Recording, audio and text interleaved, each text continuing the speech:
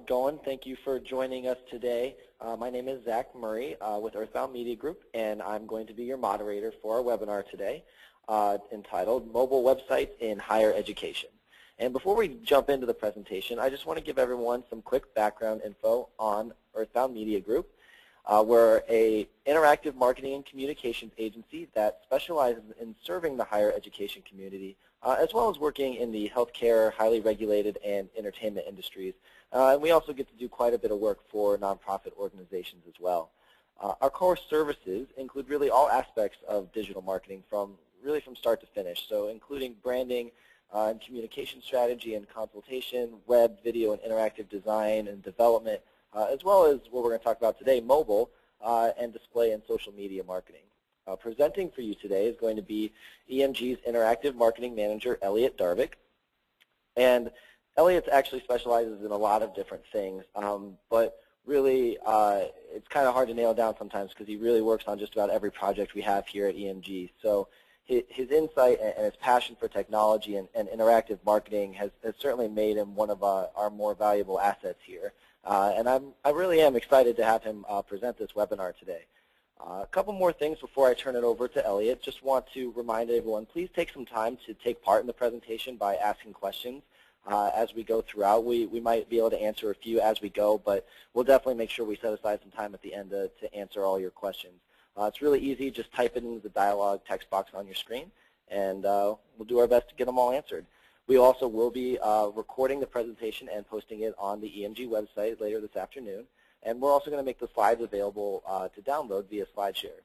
We're going to send out an email after we're done, providing you the links to all these resources, so shouldn't have any trouble having access to the presentation. So without any further delay, it's my pleasure to turn the conversation over to Elliot to get things started. Hey, thank you so much, Zach, for the introduction. I really appreciate it. And thank you, everyone, for showing up today. Looking forward to this conversation. So the first thing I want to start off with is just how we came to this webinar. It really began as a quest to understand two things.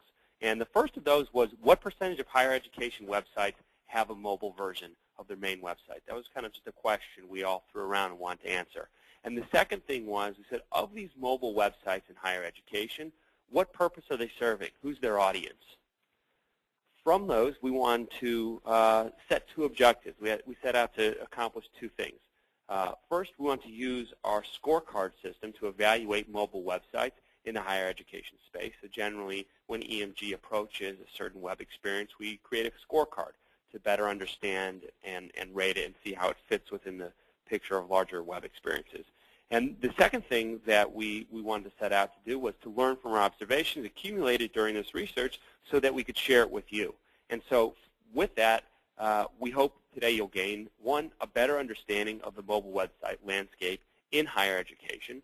For those of you with us today, with mobile initiatives underway, we hope you'll gain inspiration for evolving your efforts.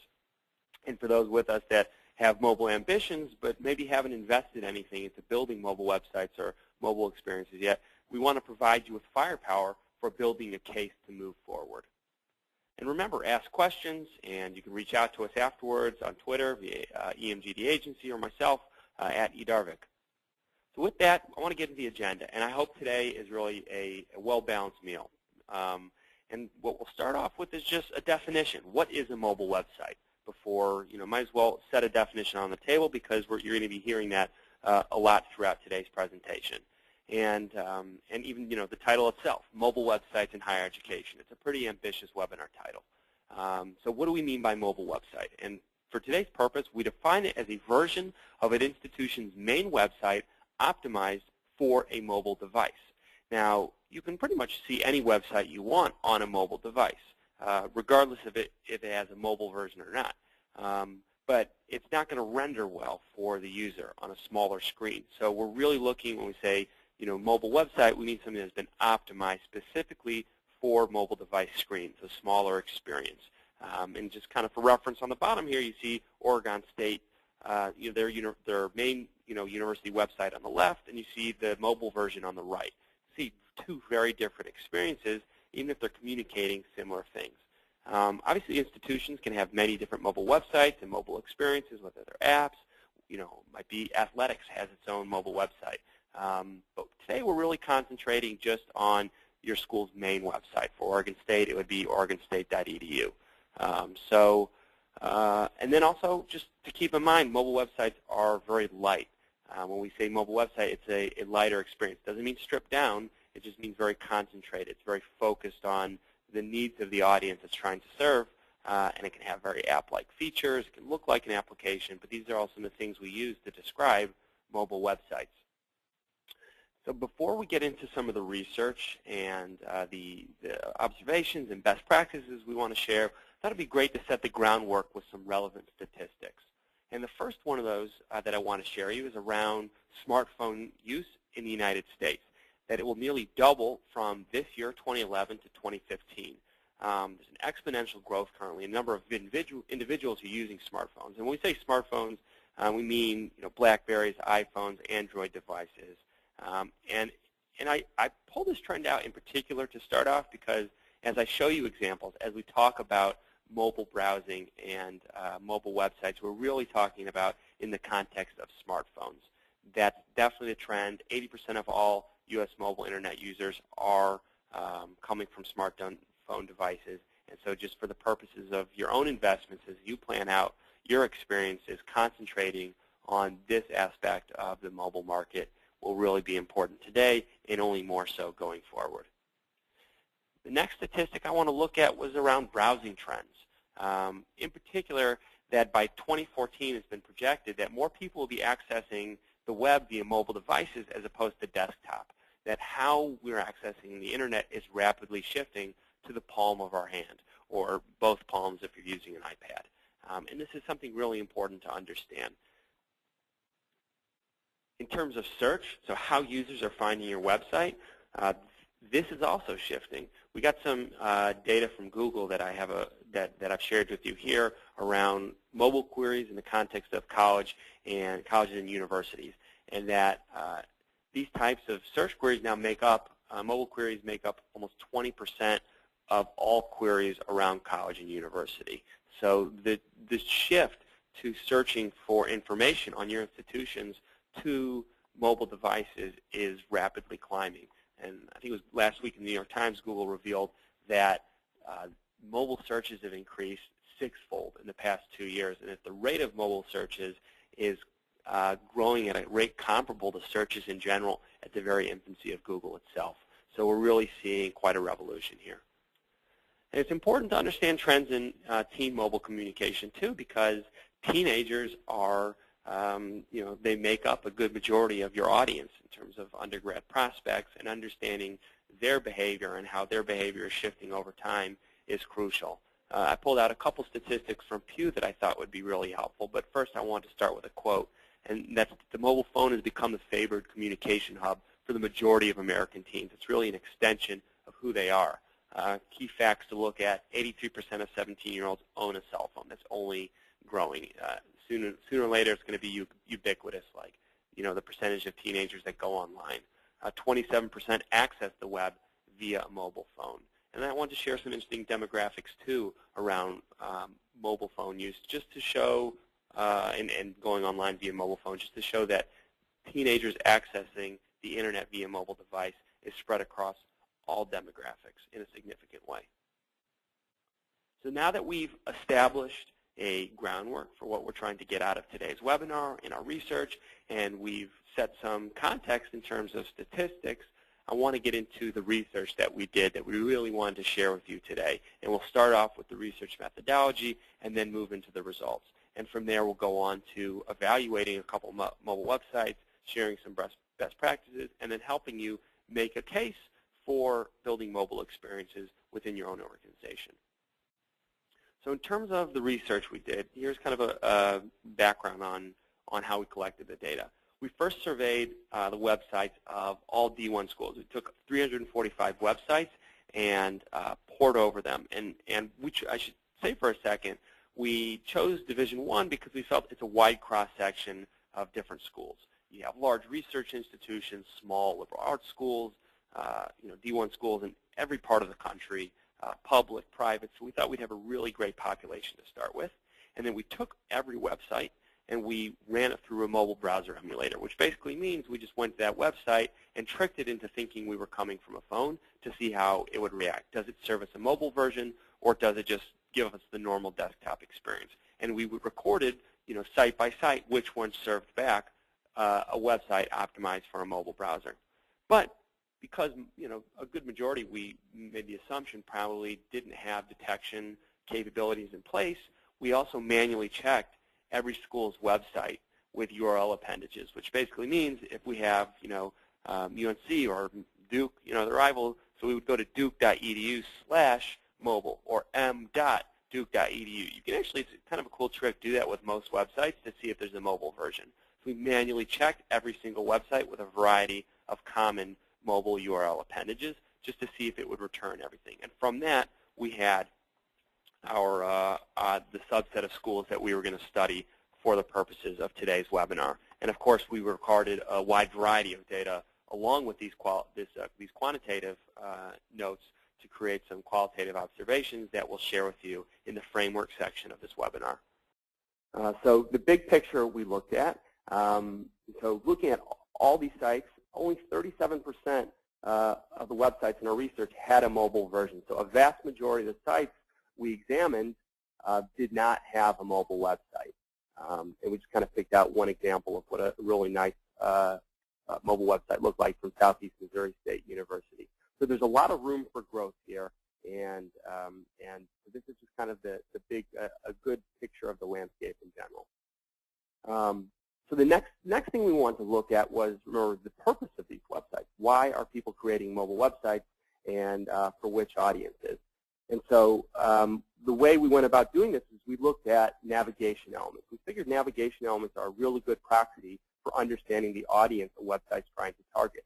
So for every single mobile website in our study, we went and manually recorded each website, each navigation element, normalized the data so that if it said, news spotlight and, news on campus, we changed those all just to news, and kind of normalized all the data. And here's kind of what we saw.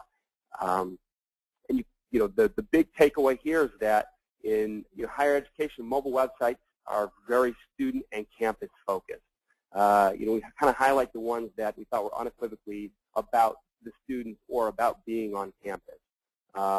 And so, calendar and events, directory, maps, safety, library, these are all about being on campus, very targeted towards students, as opposed to, maybe admissions. We saw that 0.4% of mobile websites featured a link to something admissions, something related to admissions or admissions explicitly, and only 1% mentioned anything about alumni. So again, these items in the graph here, these are the frequency of occurrence for these navigation elements.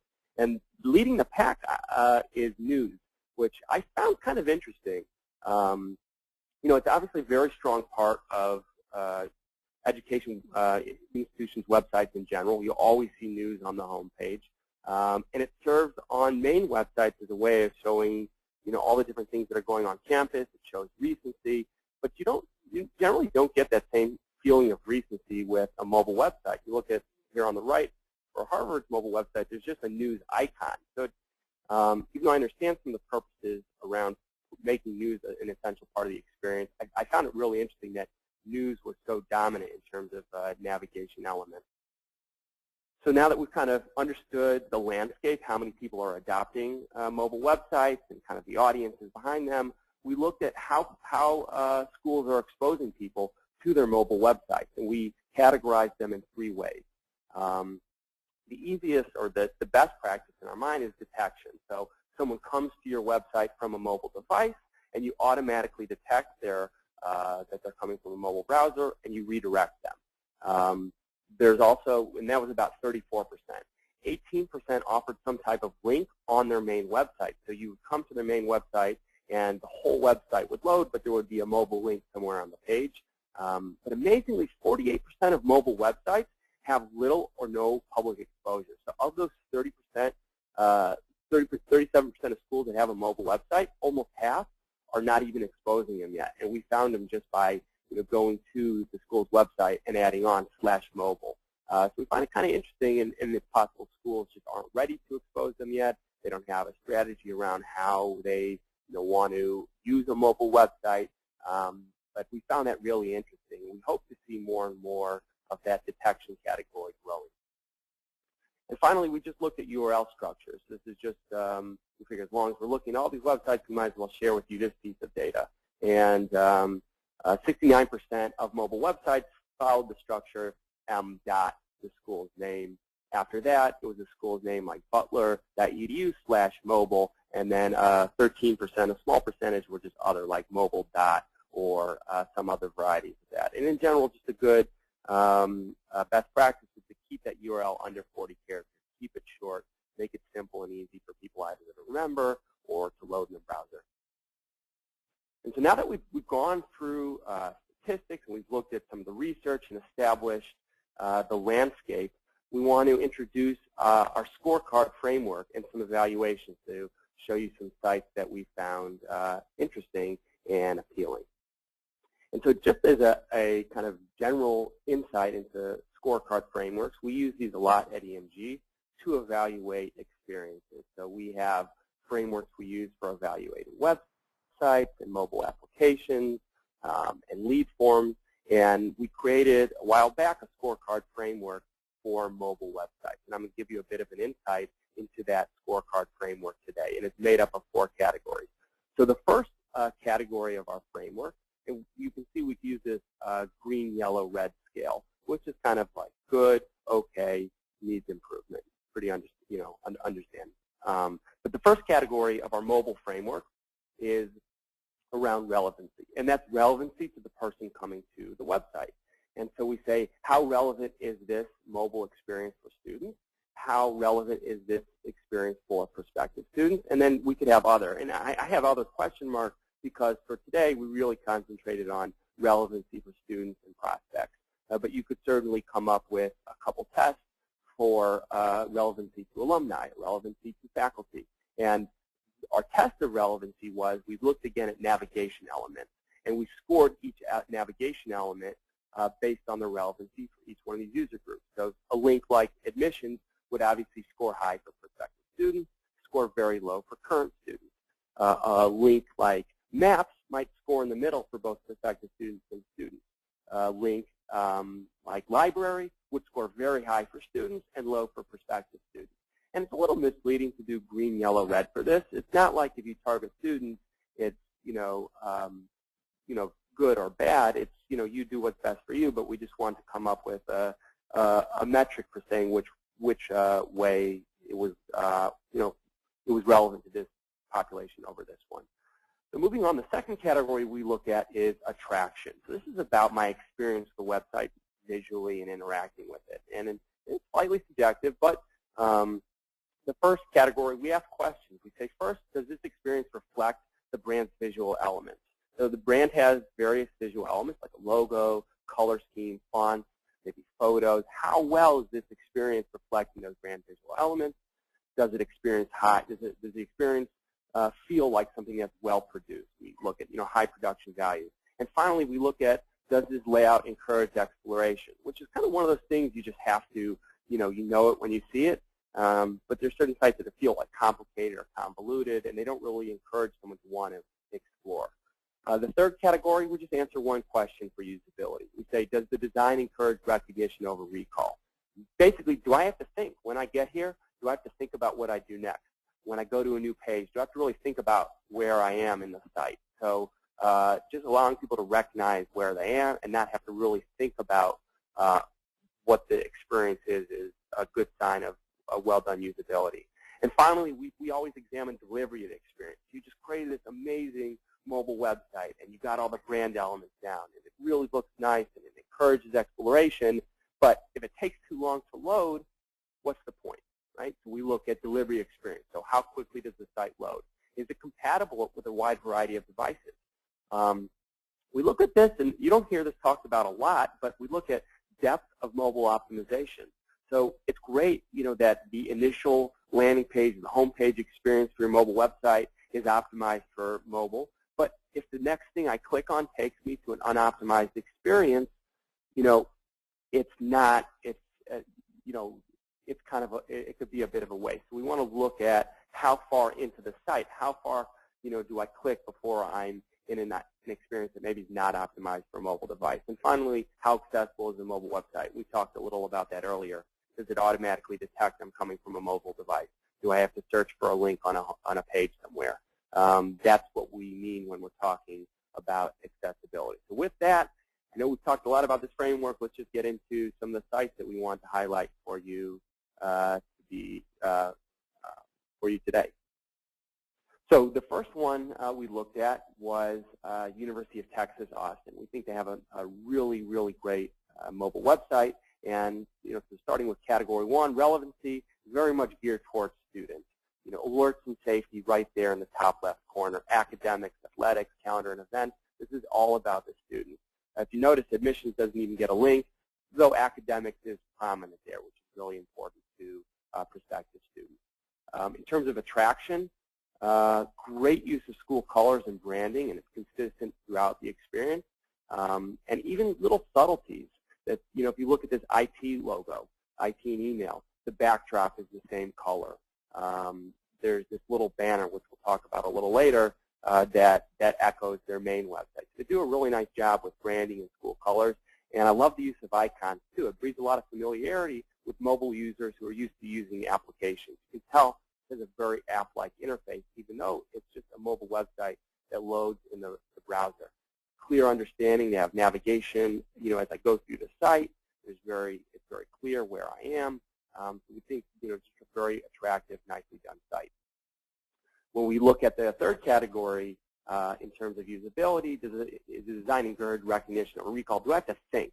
There are two things I want to point out here that I think they do really well. One is this: if you look at the law school of, there's this icon, a couple squares, a square being birthed from another square, just the standard logo for the standard icon. You're going to a new site. So they prepare you for what comes after the click really well to say, hey, you're going out of this experience, but they take it a step further. I think everyone can learn from this. They separate out mobile sites from full desktop sites. So they really prepare you for what's next. So even though they say, you know what, the Macomb School of Business is their site is not optimized for a mobile device yet, we're at least going to warn you so you know what comes next. That's really that's a job well done. And then we don't have to talk too much about delivery experience, but it loads fast all throughout the experience. It's very well optimized, and even when it's not, they warn you. Overall, this is just a great example, and you can go to it to m.utexas.edu in your own mobile phone browser. The next one we looked at is USC. I know our host, Zach, is pretty excited about this. He's a proud alum.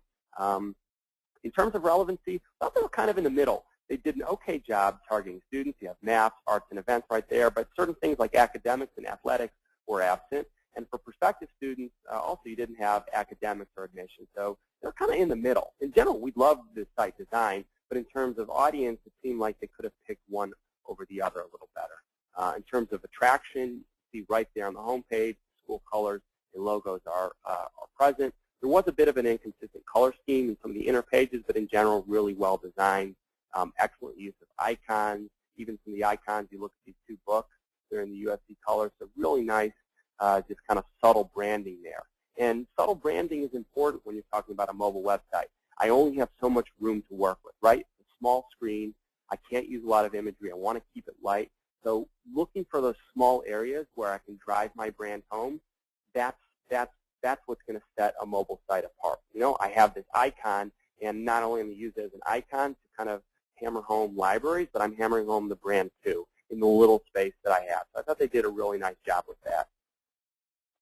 In terms of usability, it's very well laid out, pretty easy to understand where I am at all times, the navigation at the top, they have the icons repeating, one thing that I thought they could have done better in terms of, this is just this beautiful mobile website, but if I go to usc.edu from a mobile device, I'm not automatically pointed there. So a lot of people probably won't even experience this that really should be. So it comes back to kind of exposure and being able to detect websites automatically. And the final one we looked at was Vanderbilt.edu. They do a really nice job of Vanderbilt's mobile website targeting students and prospective students. They separate out two navigation elements, and you have admissions right there at the top, along with colleges and schools. They have strong links to There are different social networks that you can connect to right from your mobile device. The school colors are definitely present, but they weren't kind of used throughout the experience, so we thought they could have done a little better job with that. The layout and navigation are really well done and well spaced out.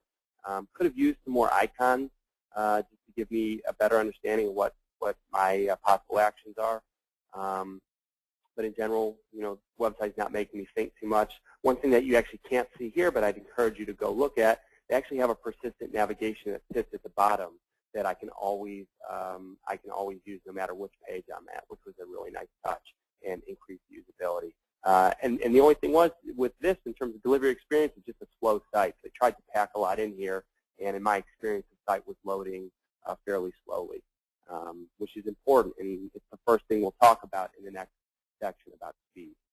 So now that we've kind of gone through a couple examples and the framework and gone over our research, we're going to move into observed best practices. So these are relevant if you're planning a mobile website. Perhaps you already have one up and running and you're looking to take it to the next level. We want to just pull out a couple best practices that we thought you might find helpful.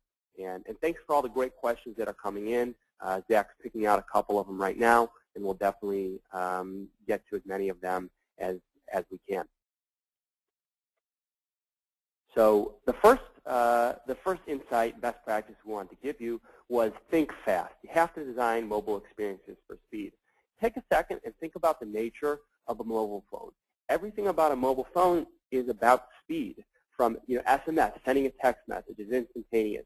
If you have a BlackBerry and you use BBM, there's nothing faster. Applications, right? Think about even the experience of turning on your phone. It happens instantaneously relative to a desktop, which is about waiting for it to boot up. And so just everything about a mobile device is fast, and a mobile website, it should be no different, right? It's the expectation people have when they hold something in their hand. So use minimalistic coding. Try to avoid pop-ups and redirects if possible. And if you need some good resources, W3C establishes, they're a nonprofit organization, establishes a lot of best practices and standards online, and they've been accumulating these mobile web best practices for developing a site for a while now, and in December codified them as a web standard. And they have a great validator tool, and I have a screenshot below here that you can take your own mobile website and run it through, and it'll score it from 0 to 100. And not only will it score it, but it'll give you a detailed report for which items could use improvement. So it's very much geared towards the development side of things, but it's a nice tool for helping you design an experience that's as quick as possible. So the next insight or best practice, this is a fairly obvious one, but it's a good it's a good conversation to have, is to know your audience again. And that the audience for a desktop site is very different than that for a mobile website. And given the limited real estate you have to really know what your audience needs are, because you only have so much room to present them with options to take action. And I put this comic strip, I'm sure you've seen this before, from XKCD. I think this just came out back in August and created a lot of conversation in the web design and academic world. And on the left hand, you have things on the front page of your university website, and on the right hand, you have things people go to the site looking for. And the joke is, the only overlap is full name of the school. But I'd also point out, interestingly enough, if you look in this right-hand circle, right, things people go to the site looking for, it recalls a lot of the elements we saw in the mobile website navigation research, kind of looking at all those elements, right? So the point is, mobile sites really are about providing, right away, what am I looking for? I need it right away. And I just thought that was kind of funny but interesting at the same time. And consider creative ways to cater to multiple audiences. I call out Southern Methodist University. They had a really interesting way to choose how to target their website. They did it by letting you choose.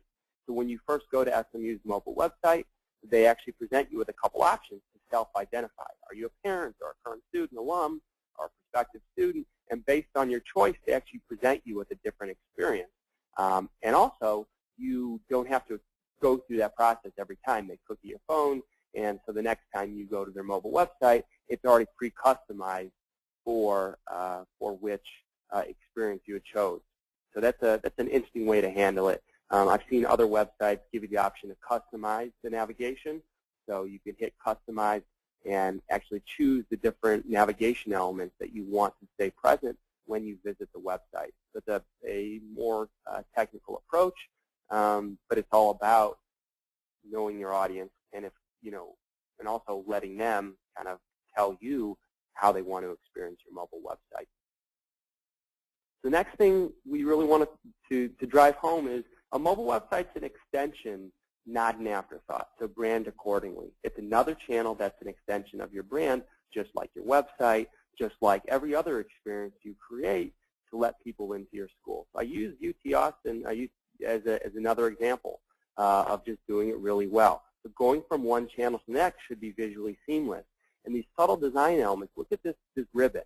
You see it in the header of the mobile website as well as the header of their main website, their desktop-based website. So these subtle elements can go a long way in tying these channels from one to another, as opposed to sites that might just be all text links, even though it's good to get something up in general, but really treat your mobile website just the way you treat a brochure. You wouldn't let a brochure go out unbranded, so why would you let a mobile website go out unbranded? So whatever you can do using design elements to kind of tie it back to your brand, you should. So go deep, right?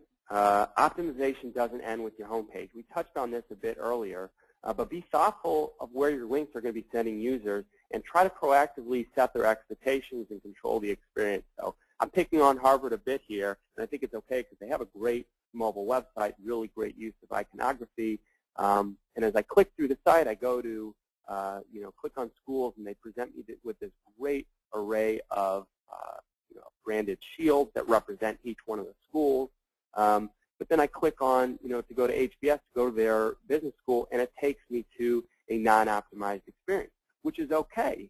But I think you just need to prepare your user for that change. Eventually, my guess is, having to state this best practice about optimization throughout the entire user funnel, it's going to be irrelevant. One day, every experience will just be optimized for a mobile device, just the way a long time ago when we were all having this conversation about having a web page, right, for a school. It's not even a question anymore. Of course, a school has a web page, and one day we'll say, of course, every part of the web experience is optimized for a mobile device, because that's just how we're going to be experiencing the internet. So remember, optimization doesn't end with your homepage, and where possible, prepare your user. Think of that example of UT Austin, where they said, here are the sites that are optimized, here are the ones that are not.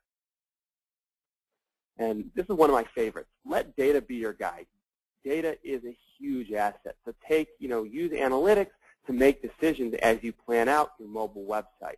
Take analytics from your current website, your current desktop-based website, and learn from it. So there are a couple different ways we could do this. We could use data to understand what handsets people are using to visit your website, which, by the way, is really helpful, too, if you're planning a mobile application for a native platform. I can see, number one, iPhone, this is how I'm going to prioritize. But so I can understand what handsets people are using. I can use my geography data, so I can look at like what locations people are coming to my website using mobile phones. So segment the data, say, all right, show me geography, and show me geography for only visits from a mobile device. And so, pretend I'm a school in Los Angeles. If I see that the majority of visits to my website are coming from people in Los Angeles with mobile devices, the majority of my mobile device visits are coming from people in Los Angeles, then I should probably skew my experience towards people being on campus, probably students, faculty, administration. But then if I look at my data and I see that, in terms of mobile visits, I'm actually getting visits across the board from all kinds of states across the world.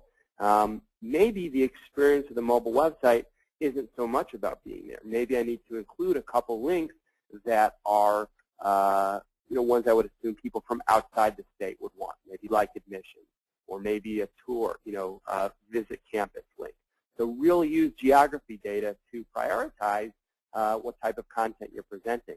And to the next point, understand where people with mobile phones are going to your desktop website. What are the pages they're clicking on? So, maybe news really isn't of interest from people coming, from a mobile device. Maybe everyone's clicking on safety information or libraries. So look at those pages within your analytics, the content, and then segment it by desktop versus mobile visitors to prioritize what content I'm going to be sharing with people. I think that's actually one of the best things you could do, and all that data is there for you to use. All right. Now, just looking at time, we're doing okay. Thank you again for all the questions that are coming in. So the final best practice really isn't a best practice, but more of a conversation that goes after a mobile website. And the answer is yes. As you've seen with a couple of the examples we've given, mobile websites can deliver a very app-like experience. I give this example of MIT, which, by the way, has made this framework available for all schools to use. But mobile websites can be very app-like. Just decide what you'd like to accomplish first. If it's more about just delivering information to people, then maybe a mobile website works. If you're going to offer both options, both a mobile website and an app, make sure they're different. Make sure that they, each offer something. And I thought I'd just pull up, just for your own benefit, kind of a list of pros and cons that I think are helpful when trying to understand, should I build a mobile website or should I build a mobile application?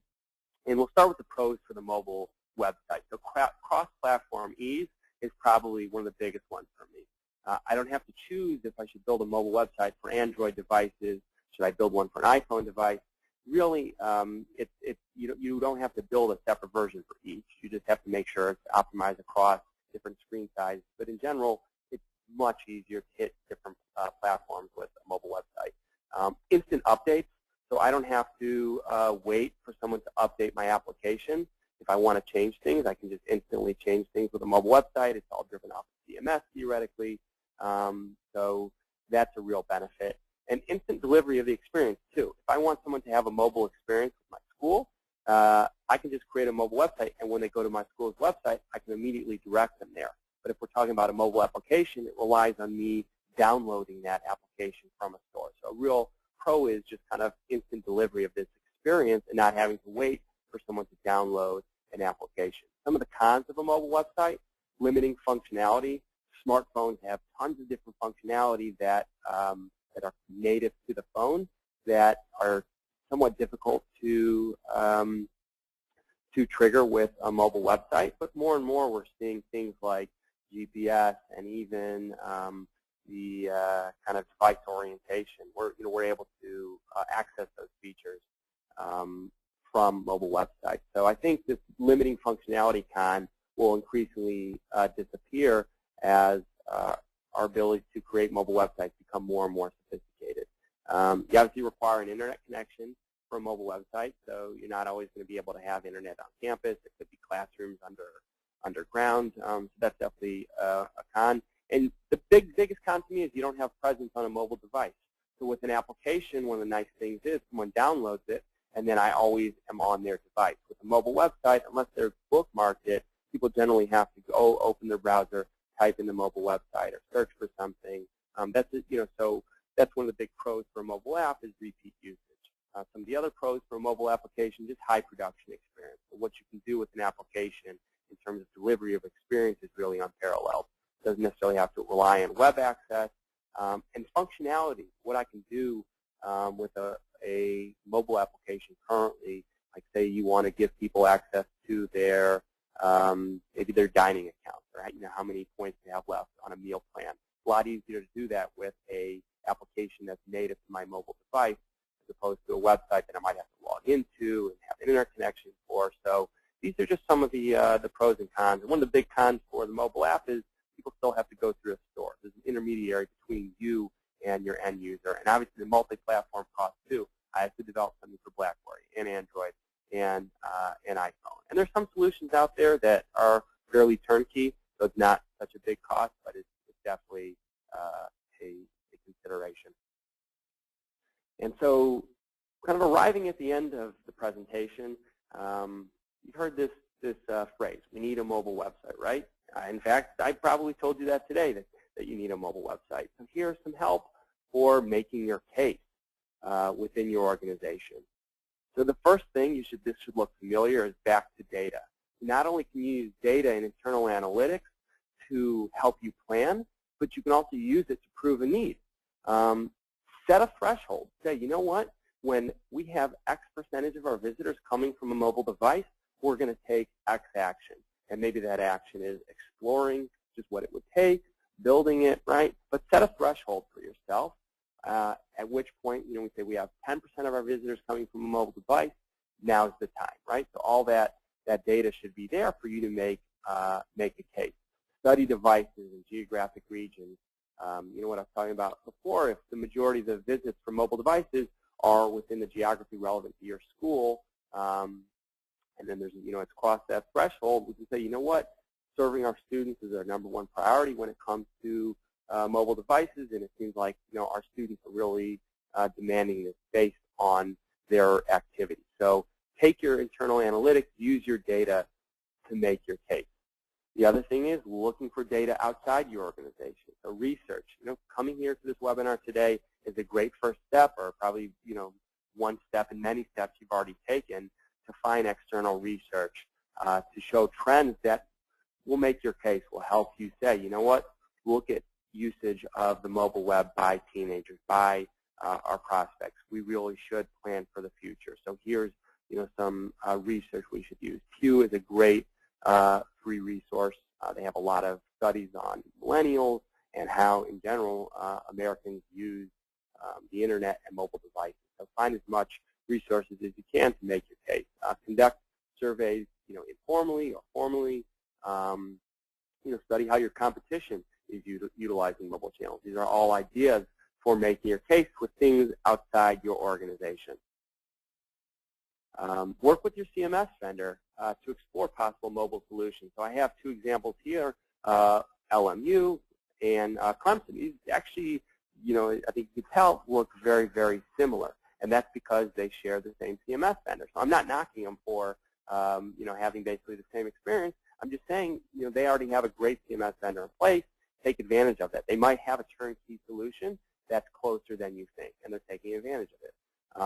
MIT, as I mentioned before, has a mobile web open source project that they created a framework specifically for universities that's free for anyone to use. And we like using this phrase around EMG that boring is better than bounce. So even if you're taking just a total off-the-shelf solution, no budget to really customize it, basic branding, or maybe no branding at all, we still think boring is better than a bounce. Someone coming to your website on a mobile device, getting to your main website, having way too many links, not seeing what they want, and just bouncing, leaving. So, in terms of your organization, we think, boring is better than bounce, but obviously, branded beats all. And so finally, demonstrate the potential of a new front for connecting with prospects. So mobile advertising channels carry their own set of economics that often are very different than the economics around other advertising channels you're using. So I take this data from that Google actually provided us around cost per click and click-through data.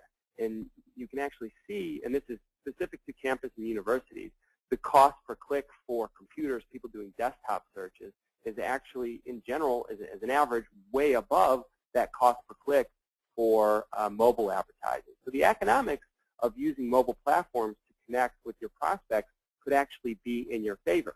Now, over time, these will probably get closer and closer. I think it's a factor of demand that you have less people bidding on keywords targeting mobile devices than you do in the desktop search space. But currently, this is something you could take advantage of and use these as a way of making your case. You could even say click-through rates are higher on mobile devices. We have a better chance of getting people through to our experience. So, and there's new channels too that don't even have desktop alternatives, like advertising on other people's mobile applications. Maybe you have determined your prospects use certain types of mobile apps, and you want to advertise on a mobile network that will give you access to those users. So there's all kinds of channels being opened up that didn't exist before that necessitate having a mobile experience to connect that prospect to or user to on the other side. And finally, work with an agency like EMG to create a test campaign budget. We do this for our clients all the time. that are dipping the toes into the mobile space, where we say, we want to reach this population, and we're just going to create a test experience and a test media campaign to see what type of results we get. Is this something that we could scale to something much larger? So these are when you talk about the economics and recruiting, this is a great way to make a case for a mobile experience. And so with that, I just want to recap and say, if you just take away 10 things with respect to the landscape, smartphone use is skyrocketing, right? Nearly double from this year to 2015. How people are accessing the internet is increasingly skewing towards mobile devices. Search queries, right? How people are finding your college, university, or institution is increasingly skewing towards mobile. In terms of the upcoming generations, right? Mobile devices are an extension of who they are. I think there's a statistic like 1/3 of all teenagers send over 100 text messages a day, right? The mobile device is an extension of who they are and is increasingly becoming their gateway to the web. And from our research, we saw that only 37% of D1 schools have a mobile version of their main website. And when we talked about exposure, only about half of those are even exposing their mobile website. So there is a ton to be gained here, and a lot of progress to be made. And in terms of guidance, just mobile experience. Think fast. Think SMS. Think about turning on your phone. It's instantaneous. And the experience I'm giving users should be comparable. I have limited real estate. I really have to focus on the audience needs, right? I'm looking at that right side of the Venn diagram. My mobile website is an extension of my brand, just like a brochure, just like a television spot, right? It's not an afterthought. And that the optimization, the experience doesn't end with my homepage. I want to try to optimize as much as possible throughout the experience. And when I take someone out of an experience optimized for a mobile device, I want to make sure that I'm at least giving them a little heads up, give them a warning. And finally, can't say this enough, EMG lives by this, right? Let analytics data be your guide, right? Live and breathe this. Let it help you make your decisions. And not just make your decisions, right? But once we're up and launched, once we have our mobile website going, right? Use that data to continually refine, right, the guesses, the research, the decisions you make. You know what? We don't see anyone clicking on this particular link. Let's try something else. Do A/B testing. We do that EMG all the time. So let data and analytics be your guide. And with that, I'd like to thank you. Just give you some information on this last slide for how to connect with EMG, how to see this webinar tomorrow online if you want to share it with other people. And we have a couple minutes left for Q&A. So I'm going to give the phone back to Zach. And just thank you again. It's been a pleasure. Thanks so much, Elliot. Glad we were able to get the audio worked out for everybody, and so thanks again for sticking around with us. So we're going to jump in. We've got about 8 minutes left here, so we're going to jump into Q&A. We're getting some great questions in, so we want to be able to address all those. And if you haven't put one in yet, still got time, go ahead and enter in your question. We'll make sure that Elliot gets to it. So the first one, Elliot, kind of on the topic of smartphones and how they're advancing in speed and capabilities. Did you come across in your research any examples where students could actually, there are real-time interactions, so either with other students or maybe with professors, or did you find any apps or sites that had that type of capability? Certainly. In terms of, I did not, nothing comes off the top of my head in terms of kind of peer-to-peer communication or using a mobile device to communicate with faculty, but I'm sure if we took a closer look at mobile applications that are really more about tapping into the native functionality of a phone, I'm sure we would have seen more of that, and we'll definitely look into that more. But our concentration was more on how universities are using these experiences to communicate information rather than using mobile websites as a two-way communications tool. So great question, and something I think everyone should look into more. Another question, how can I, this is a question, how can I detect if someone is coming from a mobile browser? I think technically how does you do this? So from my best understanding, you have to use a browser detection script. So typically it's PHP, but every browser, whether it's desktop or mobile, has a little piece of information attached to it called a user agent. And a user agent says, hey, I'm using this browser on this platform, with all this different information, and a script can detect that user agent, interpret it, and say, oh, this person's coming from an Android device, and then direct them like a train switcher and say, you know what, I'm sending them down this path. And it's just something that would be installed, I believe, in the header of your main website. You can actually, I believe at checkout, there's a website, detectmobilebrowser.com. I know it sounds pretty, well, it is what it is, detectmobilebrowser.com. And they have a couple pre-created scripts you can use in a variety of programming languages to help you detect when people are coming from a mobile device. Another question, what analytics software can I use to measure activity on my mobile website? Same software you're using to track your website currently, so both Google Analytics and Omniture will work fine. And it's best that you have this data part of your full data suite. There could be other actions you're tracking as well that aren't so much about where people are going within a site. You might have some, like a third-party click-to-call integration into your mobile website, and obviously that activity would be measured by whatever third-party vendor you're using. So great question, both of those. What kind of price ranges might we be looking at? It all comes down to what it is you're trying to accomplish. As I mentioned before, you could already have something with your current CMS that's more turnkey, and it's just working with your CMS vendor to enable that. Some of the sites we showed today definitely have a lot of custom design elements. If you're integrating, I wish I could remember this.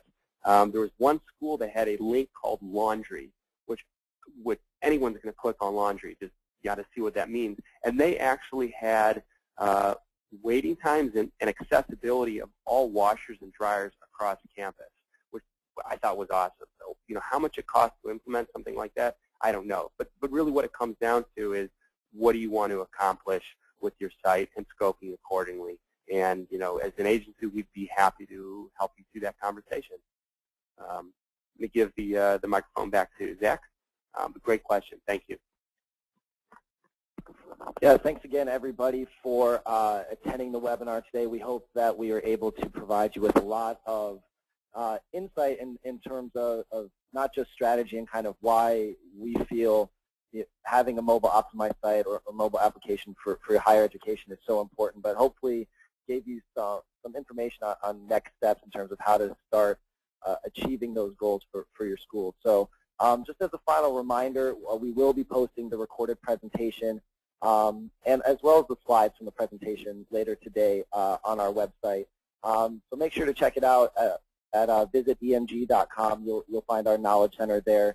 Not just this webinar, but tons of other webinars, presentations, case studies that we've done before. So we'd love for you to check those out. And also, you can go ahead and follow us on our social media channels. We love keeping in contact with people after webinars. So check us out on Twitter, EMG the agency, also on Facebook. So thanks one more time for joining us and for all of your questions. We look forward to seeing you all again for our next webinar. Take care and